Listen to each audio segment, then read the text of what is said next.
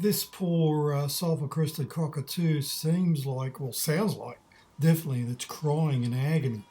And if you look at it closely, you'll see it shows signs of this disease that these birds get, where they end up losing all the feathers and they can't eat because the beak is grown and extended, and they die. It's quite terrible.